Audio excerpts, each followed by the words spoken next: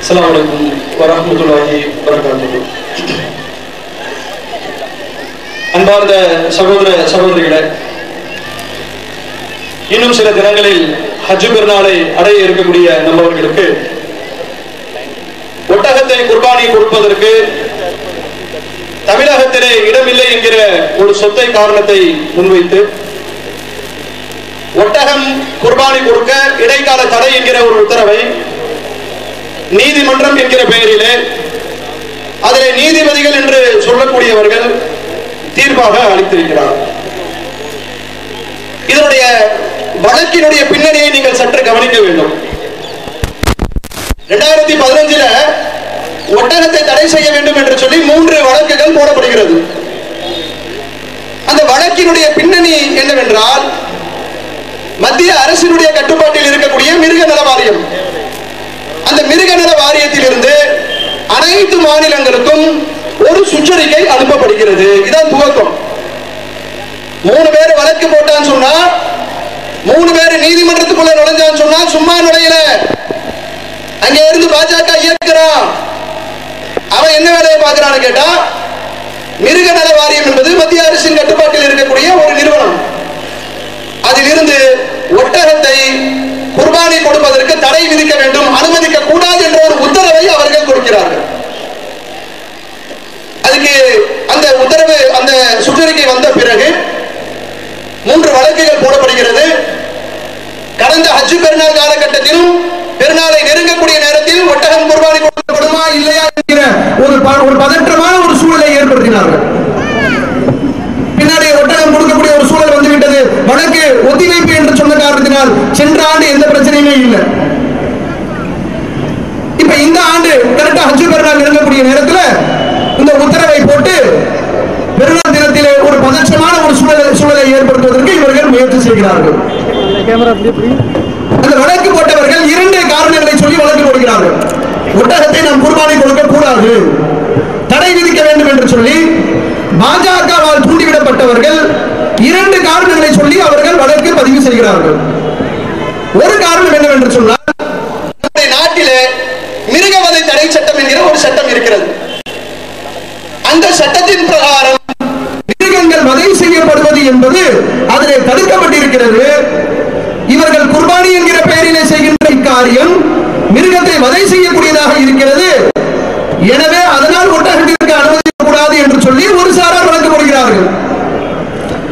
நம்ம கேட்கிறோம், குர்பானி கொடுப்பது அந்த நாளிலே முஸ்லிம்கள் கடமையை நிறைவேற்றுவதற்காக ஆடு மாடு ஒட்டகம் கொடுப்பது அது ஒரு கொடூரமானது, மிருக வதை.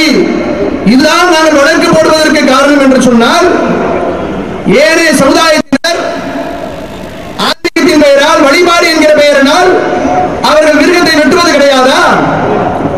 பலி கொடுப்பதே கிடையாதா? எவரும் வழிபாடு என்கிற பெயரிலே இது போன்ற பலியிடக்கூடிய சம்பவத்தை செய்யாத நிலையிலே முஸ்லிம்கள் மாத்திரம் ஒரு வழக்கத்தை நிறைவேற்றுவதற்கு நாங்கள் விலங்கினை அறுக்கிறோம் என்று சொன்னால் கூட ஒரு அறிவுக்கு பொருந்தும். நீங்க கோயில்களை போய் பார்த்தீங்கன்னு சொன்னா, கொடூரம் தான், வதை செய்வதுதான் தடை செய்வதற்கு காரணம், அதற்கு தான் வழக்கு போட்டோம் என்று சொன்னால் கோயில்களில் நடைபெறுகிறது. கோழி சேவல்களை எல்லாம் எந்த அளவிற்கு கடித்து துப்புவார்கள், அதனுடைய கழுத்தை கடித்து துப்பக்கூடிய அளவிற்கு சம்பவங்கள் நடைபெறுகிறது. ஆடு மாடுகள் வெட்டப்படுகிறது. ஆயிரக்கணக்கான ஆடுகளும் மாடுகளும் ஒரு பெரிய மைதானத்திலே நிற்கப்பட்டு பெரிய பெரிய வாள்களால் அதனுடைய பிடரி துண்டிக்கப்படுகிறது. அப்படிப்பட்ட சம்பவங்கள் எல்லாம் நடைபெற்று கொண்டுதான் இருக்கிறது. அப்ப எப்படி இதை வதை என்று சொல்ல முடியும்? மற்றவர்கள் இதை செய்து கொண்டு, இன்னும் வழக்கு போட்ட சமுதாயத்தில் இதை செய்து கொண்டு, எவன் நமக்கு எதிராக வழக்கு போடுகிறானோ அந்த சமுதாயத்திலேயே இது போன்ற வழக்க வழிபாடுகளை செய்து கொண்டு, பலி கொடுக்கக்கூடிய காரியத்தை செய்து கொண்டு, நாம் மிருகவதை செய்கிறோம் என்று சொல்லி நம்மை வதை என்று சொல்லுகிறான். இதுல கூட பார்க்கணும், இதுல எந்த வதையும் இல்ல. மிகப்பெரிய அளவிலே ஆய்வுகள் நடத்தப்பட்டிருக்கிறது. இறைச்சிக்காக, உணவுக்காக மிருகங்கள் வெட்டப்படுவதும், வழிபாட்டிற்காக மிருகங்கள் வெட்டப்படுவதும் கொல்லப்படுவதும் பல முறைகளில் நடைபெறுகிறது. இஸ்லாமியர்களுக்கு என்று படைத்த இறைவன் அற்புதமான ஒரு வழிமுறையை கொடுத்திருக்கிறார்.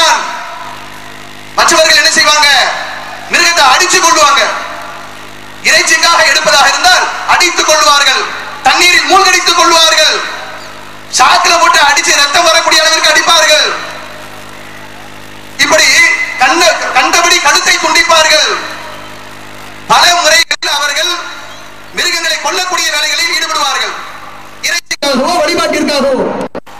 இஸ்லாமிய சமுதாயத்தில் என்ன வழிமுறை இறைவன் சொல்லி கொடுத்திருக்கான்னு கேட்டா, மிருகத்தை வெட்டக்கூடிய நேரத்தில் கூர்மையான ஆயுதங்களை பயன்படுத்துங்கள், அதோடைய கழுத்து பகுதிகள் தான் வெட்டப்பட வேண்டும்.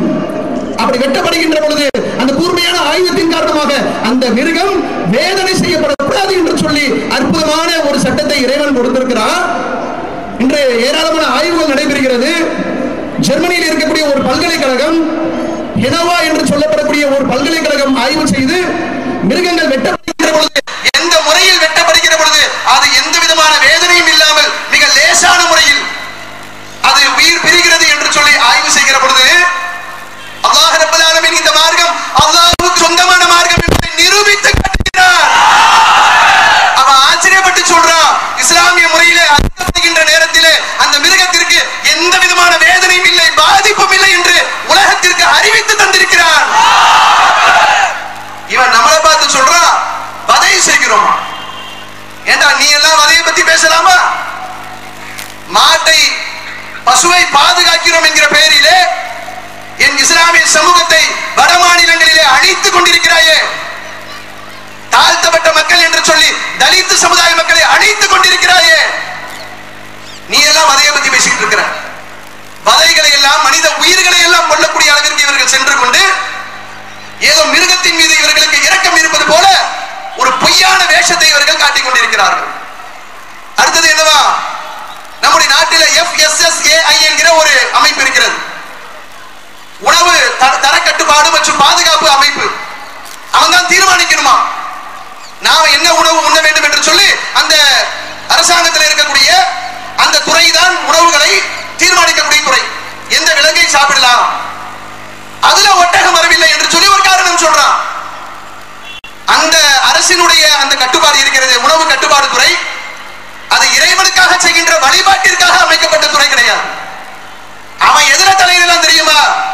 மிருகங்கள் வெட்டப்படுவதும் விற்பனை செய்யப்படுவதும் ஏற்றுமதி செய்யப்படுவதும் அதனுடைய தரம் சரியாக இருக்கிறதா, தரம் கெட்டு போய் இருக்கிறதா என்பதை கண்காணிப்பதற்கு தான் அந்த துறையை தவிர அவனுக்கு நாங்க எதை வழிபாட்டுக்காக இருக்க வேண்டும் என்று தீர்மானிப்பதற்கு உண்டான அதிகாரம் பெற்றவர்கள் கிடையாது. இந்த இரண்டு பிரிவுல தான் வழக்கு போடப்படுகிறது. இந்த பிரிவில் வழக்கு போடுகின்ற பொழுது அந்த என்ன குற்றச்சாட்டு வைக்கப்படுகிற, என்ன காரணம் வைக்கப்படுகிறதோ அந்த காரணத்திற்காக எந்த தீர்ப்பும் சொல்லப்படல.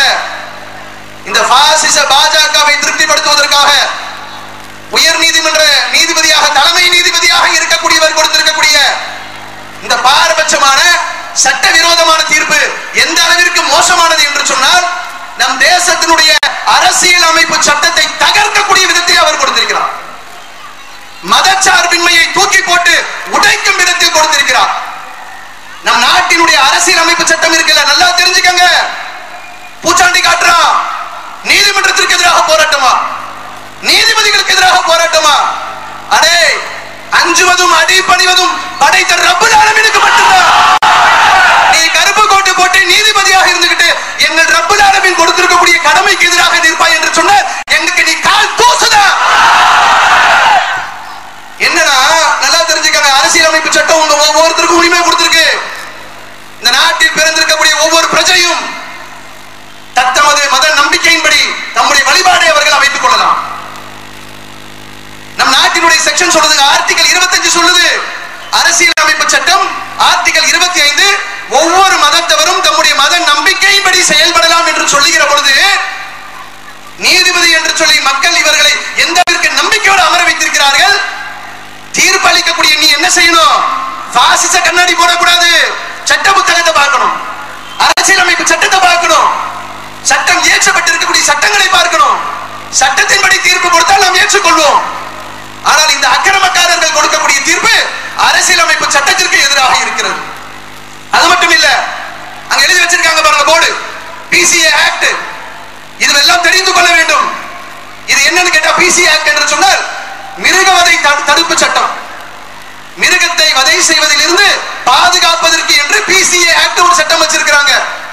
இந்த சட்டத்தின்படி செக்ஷன் 28 சொல்லுகிறது, மத நம்பிக்கையின் அடிப்படையில், நல்லா கவனிச்சுக்கங்க, மத நம்பிக்கையின் அடிப்படையிலே ஒரு பிராணி பலி கொடுக்கப்பட்டால் அது எந்த பிராணியாக இருந்தாலும், எனி அனிமல்ஸ், எந்த பிராணியாக இருந்தாலும் அதற்குள்ளே சட்டம் நுழையாது.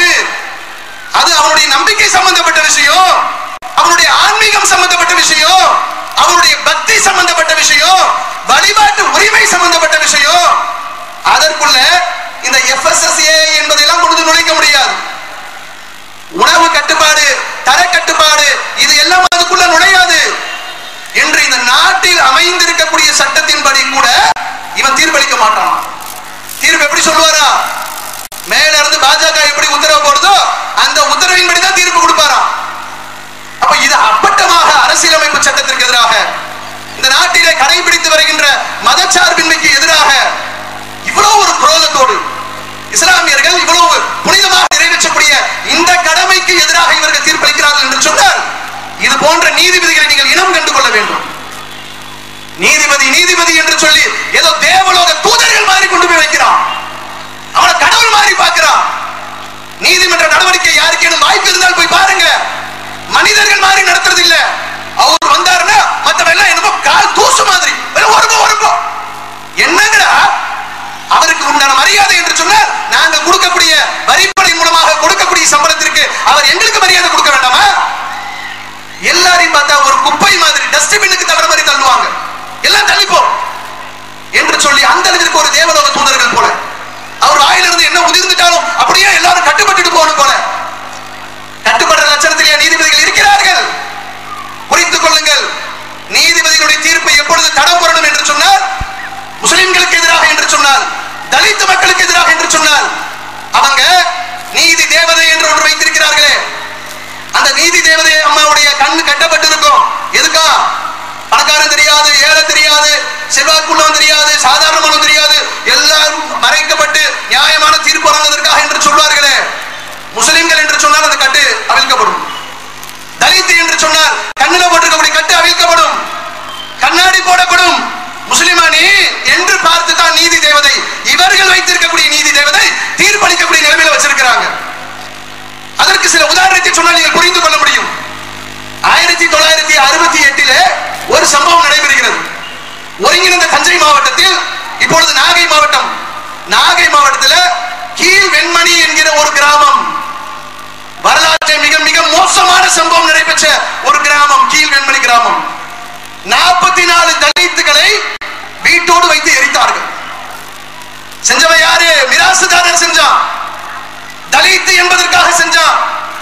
கொத்தடிமைகளாக அவர்கள் நடத்தப்படுகின்ற பொழுது கொத்தடிமையிலிருந்து அவர்கள் விடுபட வேண்டும் என்று குரல் எழுப்பியதின் காரணமாக 19 பெண்கள், கிட்டத்தட்ட 20 குழந்தைகள், 5 ஆண்கள் என்று சொல்லி 44 நபர்களை ஒரு வீட்டில் வைத்து தீ வைத்து கொளுத்தப்பட்ட சம்பவம் கேட்கும் போது நெஞ்சு பதறுது.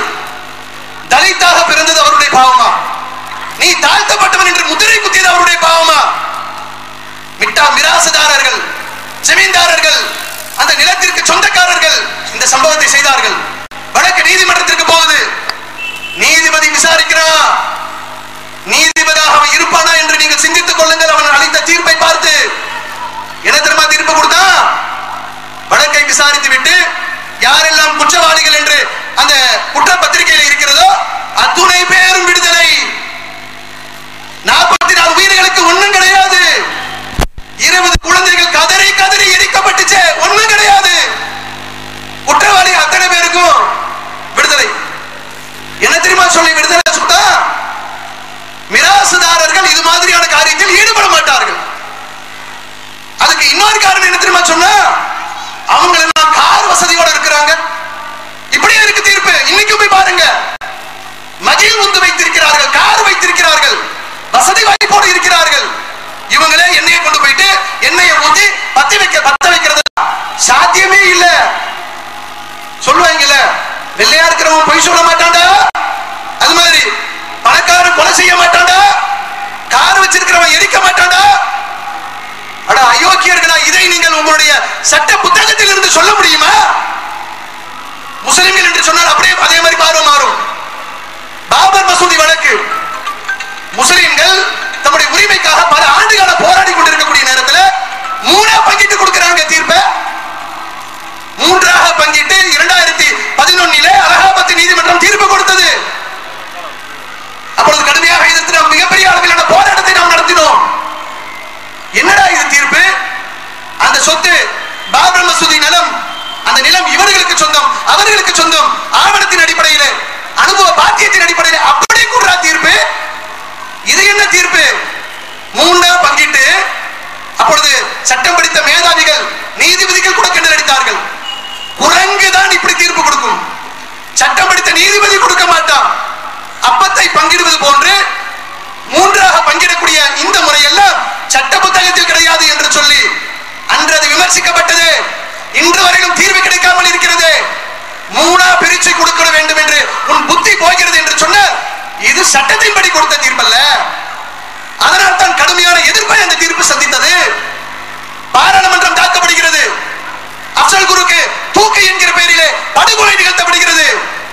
ஒரு சாட்சியும் இல்லை. அப்சல் குருக்கு குற்றவாளி என்று நிரூபணம் செய்வதற்கு எந்த விதமான சாட்சியும் இல்லை. ஒரு சாட்சியும் இல்லை என்று சொன்னால் என்ன பண்ணணும் நீதிபதி? இவருக்கு எதிராக குற்றம் நிரூபிக்கப்படவில்லை, இவர் விடுதலை என்று சொல்லணும்ல, வாயிலிருந்து வராதா? ஒரு முஸ்லிம் பிடிபட்டான் என்று சொன்னால் அவன் விடுதலையாகி வெளியே போயிடக்கூடாதா? என்ன பண்றான்? சட்ட புத்தகத்தில் இல்லாத, அரசியலமைப்பு சட்டத்தில் இல்லாத கலெக்டிவ் கான்சைன்ஸ், கூட்டு மனசாட்சி, நாட்டில் இருக்கக்கூடிய அத்துணை மக்களுடைய உள்ளங்களை இவன் கண்ணாடி போட்டு பார்த்தானா? அவனுக்கு தெரிஞ்சிச்சா கூட்டு மனசாட்சி சொல்லுது அப்சல் குரு தூக்கிலே தான் போடப்பட வேண்டும் என்று கூட்டு மனசாட்சி சொல்லுது என்று இந்த வார்த்தையை சொல்லி உனக்கு இந்த நாட்டிலே எவ்வளவு உனக்கு அதிகாரம் கொடுக்கப்பட்டிருந்தால் கூட்டு மனசாட்சி என்று சொல்லி ஒரு ஆளை தூக்கில போட முடியும். அவன் குடும்பத்தாருக்கு கூட தகவல் கொடுக்காம காதோடு காது வச்சு அந்த படுகொலையை உன்னால் அரங்கேற்ற முடியும். பாருங்கள் நீதிமன்றங்களையும் நீதிபதி போக்குகளையும். அதே போல யாக்கூப் மேமன் தூக்கிலிடப்பட்டார். மும்பை தொடர் குண்டுவெடிப்பு சம்பவத்தில் அவர் குற்றவாளி என்று சொன்னார்கள். ஆனால் அந்த வழக்கை விசாரித்த அதிகாரிகள் சொல்லுகிறார்கள் யாக்கூப் மேமன் குற்றவாளி அல்ல. அந்த யாக்கூப் மேமன் பாகிஸ்தானுடைய பல்வேறு செய்திகளை நமக்கு சொன்னார். நம் நாட்டிற்கு தேவையான பாதுகாப்பு சம்பந்தப்பட்ட பல்வேறு ரகசியங்களை அவர் இந்த நாட்டினுடைய நலன் கருதி சொன்னார். அப்படி இந்த வழக்கிலே எல்லா வகையிலும் ஒத்துழைத்த, குண்டுவெடிப்பு சம்பவத்தில் எந்த விதமான தொடர்பும் இல்லாத யாக்கூப் மேமன் படுகொலை செய்யப்படுகிறார். கூட்டு மனசாட்சி என்கிற பெயரிலே படுகொலை செய்யப்படுகிறார். அப்பொழுது அந்த யாக்கூப் மேமன் சொன்ன வார்த்தை என்ன தெரியுமா? அவர் மும்பை நிலநூலக தாதா என்று சொல்லி தாவூத் இப்ராஹிம் என்று சொல்வார்களே, அந்த தாவூத் இப்ராஹிமுடைய கூட்டாளியாக இருக்கக்கூடிய டைகர் மேமனுடைய சகோதரர். அப்ப யாக்கூப் மேமன் சொன்னார், பல ஆண்டு காலம் சிறைவாசத்தில் இருந்தார். நடுத்தர வயசுல உள்ள போனவர் வயோதிக பருவத்திலே கொல்லப்படுகிறார். கூட்டு மனசாட்சி என்று கொல்லப்படுகிறார். சட்டத்திற்கு புறம்பாக கொல்லப்படுகிறார். அவர் சொன்ன வார்த்தை, நான் டைகர் மேமனுக்கு உடன் பிறந்தவன் என்று சொல்லி என்ன தூக்கில போனேன். ஆனால் இந்த தேச மக்களை குண்டு வச்சு கொலை பண்ண, நான் ஒரு படுகொலையாளி, நான் ஒரு கொலைகாரன், தீவிரவாதி என்று சொல்லி என்ன போடாத. ஏனால் என் மீது எந்த விதமான தீவிரவாத குற்றமும் நிரூபணம் செய்யவில்லை என்று சொல்லி அந்த அளவிற்கு சொல்லிவிட்டு சென்றிருக்கிறாரே. படுகொலை செய்தீர்களே, சட்டத்திற்கு புறம்பாக செய்தீர்களே, இதே கருப்பு கோட்டு தீர்ப்பு கொடுத்ததே. என் அருமை சமுதாய மக்களை பாருங்கள். மற்ற தீர்ப்பு என்று சொன்னால் வருஷ கணக்கில் ரொம்ப துல்லியமாக அந்த விசாரணை இந்த விசாரணை என்று சொல்லி அவ்வளவு பார்க்கக்கூடிய நீதிமன்றங்கள் இஸ்லாமியர்கள் என்று சொன்னால் போற போக்கில கொடுக்கிறான். ஒட்டகத்துக்கு தடனா சட்டப்படி கொடுக்க முடியுமா? முகாந்திரம் இருக்கா? என்ன வழக்கு போட்டு இருக்கிறார்கள்? இன்னைக்கு நம்ம என்ன காரணத்தை சொல்றோம் அதெல்லாம் பார்க்க தேவையில்லை. அவனுக்கு எதிராக எதையாவது சொல்லணும். முஸ்லிம் நிம்மதியாக பெருநாளை கொண்டாட கூடாது.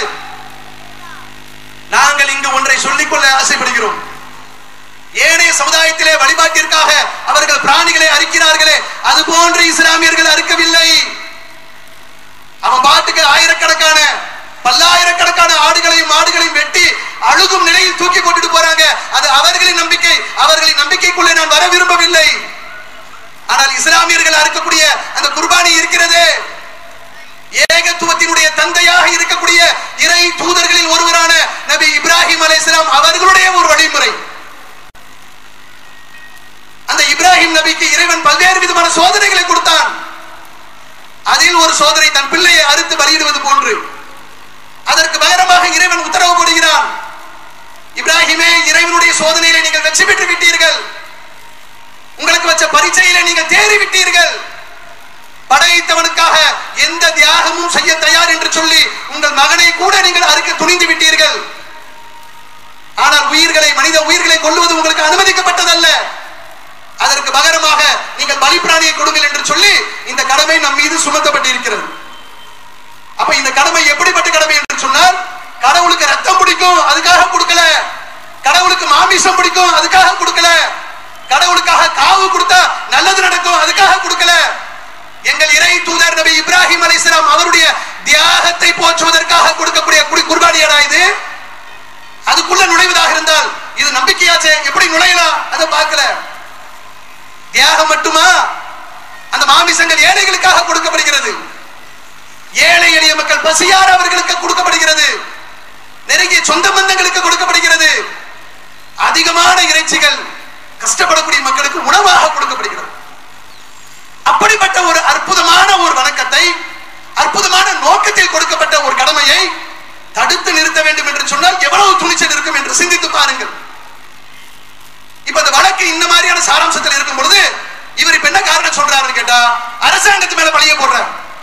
என்ன அரசாங்கத்து மேல பழி? ஒட்டகத்தை அறுக்கிறதுக்கு தமிழ்நாட்டில் இடம் இல்ல, அதுதான் தடை போட்டேன். தமிழ்நாட்டுக்குள்ள வரப்போறது மொத்தம் 10-20 ஒட்டகங்க. அந்த 10-20 ஒட்டகத்தை அறுக்கிறதுக்கு இவ்வளவு பெரிய தமிழ்நாட்டுல அறுக்கிறதுக்கு இடம் இல்லையா? ஏன் நானா உன் வாசல்ல வந்து எனக்கு அறுக்க இடம் இல்ல, இடம் ஒதுக்கி கொடுன்னு கேட்டோம். எங்களுக்கு இந்த குர்பானி கொடுப்பது என்பது ஒரு எங்கள் இறைவன் எங்களுக்கு கொடுத்திருக்கக்கூடிய லேசான ஒரு கடமை, ரொம்ப சாதாரணமா நாங்க செஞ்சுட்டு போயிருவோம். இதை ஒரு காரணமாக சொல்லி 2006 இதே காரணத்தை சொல்லி தடை போட்டார்கள். அன்று தடை போட்ட நேரத்தில் அன்னைக்கு நீதிபதிகளாக இருந்த, சிறந்த நீதிபதிகளாக இருந்த ஓய்வு பெற்ற நீதிபதி சந்துரு என்பவருடைய பெஞ்ச் உத்தரவு போடுது, இஸ்லாமிய நம்பிக்கைக்கு எதிராக இவர்கள் கொடுத்திருக்கக்கூடிய தடை போட்டா 2006. இன்னொரு பெஞ்ச், இதே உயர் நீதிமன்ற பெஞ்ச் அந்த தடைக்கு எதிராக தீர்ப்பு கொடுத்தது. தடை செல்லாது, அது எப்படி முஸ்லிம்களுக்கு எதிராக அவர்கள் கடமை செய்வதற்கு எவ்வாறு தடை போட முடியும் என்று சொல்லி அந்த தடையை உடைத்து எறிந்தார்கள் அன்றைய நீதிபதிகள். 10 வருஷம் ஆன பிறகு அதே காரணத்தை சொல்றோம், தமிழ்நாட்டில் கொடுக்க இடம் இல்ல, அதனால நாங்க குர்பானி கொடுப்பதற்கு அனுமதிக்க முடியாது என்று சொல்லுகிறார். தமிழக அரசுக்கு நாங்கள் சொல்லிக் கொள்கிறோம், நீதிபதி என்கிற பெயரில் இருக்கக்கூடிய அந்த காவி சிந்தனையாளர்கள் அரசாங்கத்தின் பக்கம் தள்ளிவிட்டார்கள். இப்ப இஸ்லாமிய சமுதாயத்திலே குர்பானி என்கிற பிரச்சனை அரசாங்கம் சம்பந்தப்பட்ட பிரச்சனையாக இருக்கிறது. உடனடியாக அரசு பிரச்சனையிலே தலையிட வேண்டும். இஸ்லாமியர்களுக்கு நாங்கள் செய்ய இருக்கக்கூடிய இந்த கடமை எந்த விதமான தடையும் இன்றி சரியான முறையிலே நாங்கள் நிறைவேற்றுவதற்கு அரசாங்கம் உடனடியாக சட்டத்தின் மூலமாக அது என்ன முறைகளோ அந்த முறைகளில் அவர்கள் தலையிட்டு இஸ்லாமியர்கள் நிம்மதியாக குர்பானி என்கிற வணக்கத்தை நிறைவேற்றுவதற்கு அவர்கள் முன்வர வேண்டும். நாங்கள் அதை எதிர்பார்க்கிறோம். 2006 கலைஞர் அதை செய்தார், திமுக அரசு அது செய்தது. இன்று அதிமுக அரசு அது செய்ய தவறினால் இஸ்லாமிய சமுதாயத்தினுடைய கோபம் அரசின் பக்கம் திரும்பும்.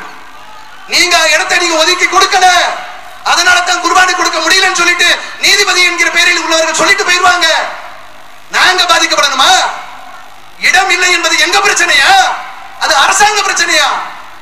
அரசாங்கம் ஒதுக்கி கொடு, 20 ஒட்டகம் வெட்டுவதற்கு ஒதுக்கி கொடு. அப்ப இந்த பிரச்சனை அரசு சம்பந்தப்பட்ட பிரச்சனையாக இருக்கிறது. இதிலே ஒரு நல்ல தீர்வு வரும் என்று நாங்கள் எதிர்பார்க்கிறோம். அதே சமயத்தில் நாங்கள் ஒன்றை சொல்லிக் கொள்கிறோம், காவல்துறைக்கும் உணவுத்துறைக்கும் ஊடகத்துறைக்கும் சொல்லிக் கொள்கிறோம். இஸ்லாமியர்களை பொறுத்தவரையிலே, தௌஹீது ஜமாத்தை பொறுத்தவரையிலே சட்டத்துக்கு கட்டுப்பட்டவர்கள், சட்டத்தை மீற மாட்டோம்.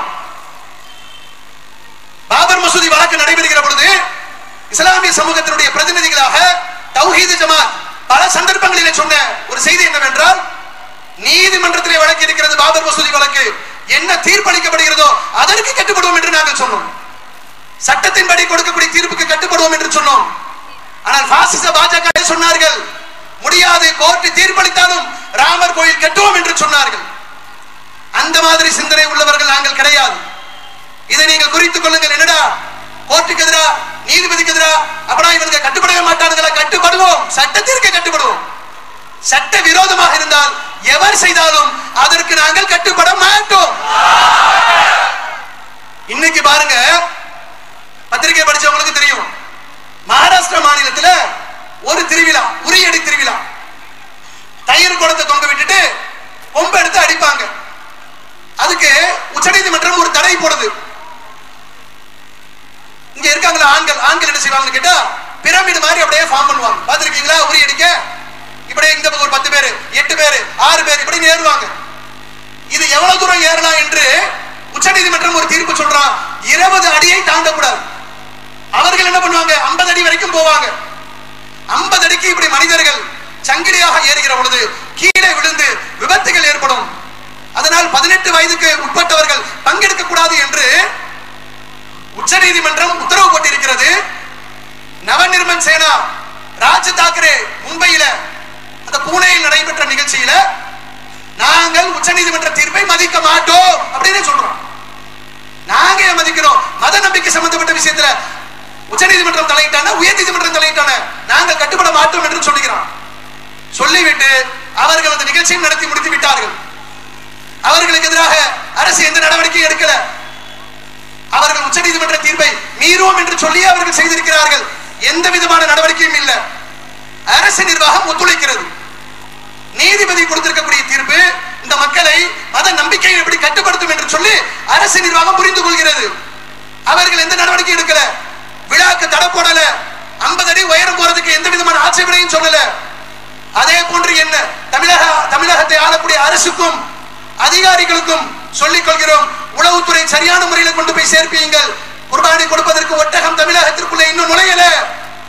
அதிகாரிகள் என்ன செய்வார்கள்? பறிமுதல் செய்வார்களா? இந்த தீர்ப்பை காரணம் காட்டி நமக்கு எதிராக செயல்படுவார்களா என்று முஸ்லிம் சமுதாயத்தில் ஒரு விதமான அச்சம் இருக்கிறது. மகாராஷ்டிராவில் எப்படி மத சம்பந்தப்பட்ட விஷயத்தில் அதிகாரிகள் மௌனமாக இருந்தார்களோ, வழக்கு வேணா போட்டுட்டு போங்க, ஆனால் உள்ளே வருவதற்கு தடை விதித்தால் ஒவ்வொரு செக் போஸ்ட்லயும் அதை நீங்க வணக்குனீங்கன்னா எங்களுடைய வணக்க வழிபாடு அது பாதிக்கும். முஸ்லிம்களுடைய கோபத்தை அது அதிகப்படுத்தும். சிந்தித்து பாருங்கள், என் சமுதாய மக்களுக்கு எந்த அளவிற்கு வணக்க வழிபாட்டிலே நீங்கள் தலையிட்டது கோபத்தை ஏற்படுத்தி இருந்தால் இந்த அளவிற்கு அலை கடலென திரண்டு இருப்பார்கள். நீங்கள் இன்னும் அதை தடுக்கின்ற பொழுது, பறிமுதல் செய்கின்ற பொழுது கோபம் அதிகரிக்கும் என்பதை நாங்கள் எச்சரிக்கையோடு சொல்லிக் கொள்கிறோம். அப்ப இதுதான் எங்களுடைய செய்தி. இந்த தீர்ப்பானது மத சார்பின்மைக்கு எதிரானது, அரசியலமைப்பு சட்டத்திற்கு எதிரானது. தீர்ப்புகள் விமர்சிக்கப்பட வேண்டும். நேற்றைய தினம் முன்னாள் உச்ச நீதிமன்ற நீதிபதி மார்க்கண்டேய கச்சு தன்னுடைய முகநூல் பக்கத்திலே போட்டிருக்கிறார், ஒட்டகத்தை தடை செய்வதாக சென்னை உயர் நீதிமன்றம் கொடுத்திருக்கக்கூடிய தீர்ப்பு என்பது சட்டவிரோதமான தீர்ப்பு என்று சொல்லியிருக்கிறார். அவர் அலகாபாத் நீதிமன்றத்தினுடைய தலைமை நீதிபதியாக இருந்த பொழுது மாட்டை அறுப்பதற்கு தடை கோரினார்கள். சட்டத்தில் அதற்கு இடமில்லை என்று சொல்லி அதை நான் டிஸ்மிஸ் செய்தேன் என்பதையும் அவர் சுட்டிக்காட்டியிருக்கிறார். அப்படியெல்லாம் நல்ல நீதிபதிகள் இருக்கின்ற பொழுது நமக்கு அல்லாஹ் கொடுத்திருக்கக்கூடிய சோதனை என்னன்னு தெரியல. சட்டத்தை ஒழுங்காக படிக்காமல் முஸ்லிம் விரோத போக்கிலே பாசிச சிந்தனையோடு இந்த தீர்ப்பு கொடுக்கப்பட்டிருக்கிறது. இறுதியாக நாங்கள் ஒன்றை சொல்லிக் கொள்கிறோம், இஸ்லாமிய சமுதாயம் எதை வேண்டுமானாலும் விட்டுக் கொடுக்கும். எங்கள் இறைவன் எங்கள் மீது சுமத்தி இருக்கக்கூடிய ஒரு கடமையை எந்த சந்தர்ப்பத்திலும் விட்டுக் கொடுக்க மாட்டோம். அந்த கடமையை நிறைவேற்றுவதற்கு எத்தனை முட்டுக்கட்டைகள் போட்டாலும் அத்தனை முட்டுக்கட்டைகளையும் உதை தெரிவோம் இன்ஷா அல்லாஹ். இப்ப அறிவிக்கிறோம், இதை நீங்க கண்டெம்ட் ஆஃப் கோர்ட்டா போட்டாலும் சரி, நீதிபதிக்கு எதிராக பேசிட்டான், உத்தரவுக்கு எதிராக பேசிட்டான்னு நீ என்ன வேணாலும் வழக்கு போட்டுக்க, வழக்கை சந்திக்க தயார். என்ன தெரியுமா, ஒட்டகம் இன்ஷா அல்லாஹ் கண்டிப்பாக அல்லாஹ்வுடைய அருளால் தமிழகத்திற்குள்ளே வரும். வருவதற்கு அல்லாஹ் ரப்பல் ஆலமீன் உதவி செய்வான். ஒட்டக குர்பானியை பொறுத்த வரைக்கும் தமிழ்நாடு தௌஹீத் ஜமாத் அமைப்பு நாம எடுக்கல. நாம எடுத்திருந்தோம் என்று சொன்னால் அதனுடைய தனி சங்கதியே வேற. ஆனால் மற்றவர்கள் குர்பானி ஆண்டுதோறும் கொடுத்து வருகிறார்கள். அவர்கள் இந்த ஆண்டும் கொடுப்பார்கள். கொடுக்கின்ற பொழுது இந்த தீர்ப்பை காரணம் காட்டி அவர்கள் ஒட்டகம் அறுப்பதற்கோ ஒட்டகத்தை உள்ளே கொண்டு வருவதற்கோ, தமிழகம் என்பது மதச்சார்பின்மைக்கு பெயர் போன மாநிலம் என்பதை நாங்கள் உறுதியாக நம்புகிறோம். பாஜக ஆளக்கூடிய மாநிலம் இல்லை என்பதை உறுதியாக நம்புகிறோம். ஒருவேளை பாஜக ஆளுகின்ற மாநிலம் போல தமிழக அரசும் இங்கே இருக்கக்கூடிய அதிகாரிகளும் செயல்படுவார்கள் என்று சொன்னால் ஒட்டகத்தை குர்பானி கொடுப்பதற்கு அந்த சம்பந்தப்பட்டவர்கள் ஆயத்தமாகக்கூடிய நேரத்திலே எங்களுடைய உயிரை கொடுத்து குர்பானியை நிறைவேற்றும். அதற்கு எத்தகைய விலை கொடுக்க வேண்டும் என்று சொன்னாலும் விலை கொடுக்க தயார். எத்தனை தடை போட்டாலும் தடைகளை உடைக்க தயார். அப்ப இதை நாங்கள் அரசுக்கு செய்தியாக சொல்லிக்கொண்டு, என் அருமை சமுதாய மக்களுக்கு செய்தியாக சொல்லிக்கொண்டு, இதில் எந்த விதமான கொடூரமும் இல்லை. இந்த தீர்ப்பு என்பது எந்த விதமான சட்டத்திற்கு உட்பட்ட தீர்ப்பும் இல்லை. இது இஸ்லாமியர்களுக்கு எதிராக, இஸ்லாமியர்களை நசுக்குவதற்காக துடித்துக் கொண்டிருக்கக்கூடிய பாஜகவை திருப்திப்படுத்துவதற்காக கொடுக்கப்பட்ட தீர்ப்பு. இந்த தீர்ப்புக்கு எதிராக தமிழக அரசு உடனடியாக இக்காரியத்தில் ஈடுபட்டு இஸ்லாமியருடைய இந்த கடமை சுமூகமாக நிறைவேற்ற உதவ வேண்டும் என்று கேட்டு நிறைவு செய்கின்றேன்.